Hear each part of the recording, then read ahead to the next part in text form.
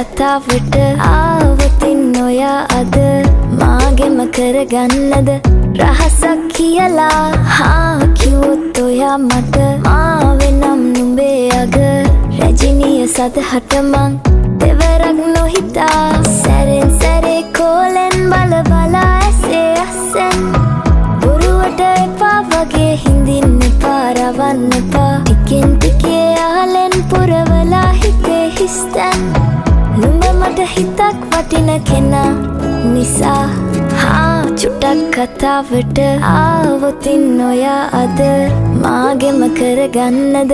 රහසක් කියලා හා කිව්වොත් ඔයා මට මාවෙනම් නුඹේ අග